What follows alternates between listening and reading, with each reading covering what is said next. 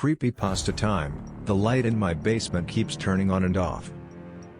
My son noticed it first. "The light is on," he said, pointing to the basement door. I walked over. Sure enough, the basement light was on. Golden light spilled through the crack under the door. "Daddy must have left the light on," I said. "At least he remembered to lock the door." That was the important thing.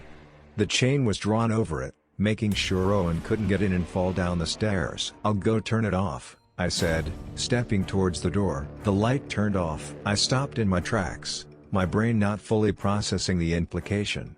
Then it burst into my head and I froze, every hair standing on end. Someone turned off the light. "Someone's down there, John? Is that you?" I called. Silence. "John?" I shouted. Footsteps thumped the stairs overhead. John appeared, poking his head over the banister, looking down on us. "What do you need?" I think someone's in the basement," I whispered. "What? Why?" As if to answer his question, the light turned on. "Someone's turning the light on and off." He joined me in front of the door. We both watched the light. After about 30 seconds, it turned off. Then, just a few seconds later, it turned back on, probably just a faulty connection. He walked towards the door, confidently, and reached for the chain. "Jono, what? You really think someone's down there?" He laughed. "We live in one of the safest towns in the country, Kate. Not like we're going to have some burglar sitting down there, messing with our lights, at 6 p.m. Anything can happen, anywhere," I muttered. "Okay, but the lock's still engaged. How would they even get down there, through one of the windows?" "Would have to be a pretty small burglar, then. Like, kid-sized." Clink. He slid the chain away and opened the door. "Wish me luck." As soon as he stepped in, the light turned off. Unperturbed, John reached into his pocket and pulled out his phone. With a few taps, the flashlight came on. White light filled the stairwell, then descended as John walked down the stairs. I listened to his footsteps fade. "Dada's in the basement," Owen said with a grin. "Wanna go in the basement too?" No, I said, blocking his path, keeping my eyes on the open door. "Stay here." The seconds ticked by. I waited for John's voice to come up, but only silence followed. Then the light turned on, and off.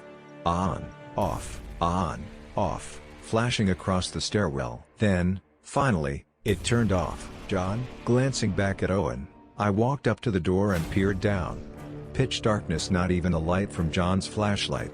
I reached out and flicked the light switch. It didn't work. "John?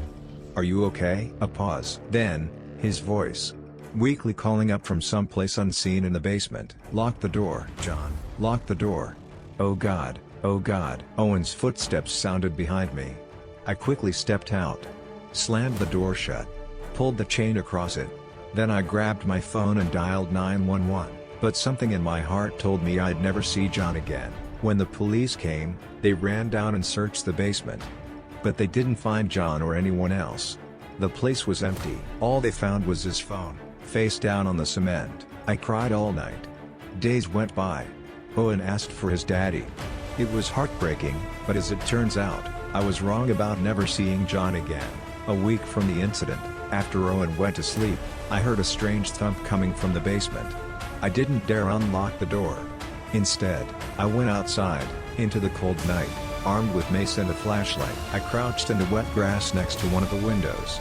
Then I peered inside. A figure moved in the darkness, among the boxes and stacks of junk.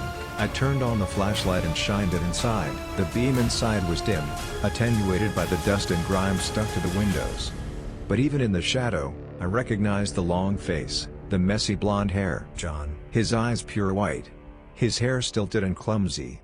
Wounds slashing his body on a way that couldn't possibly leave him alive. I stood up, shaking. As I did, the lights turned on, spilling out onto the grass.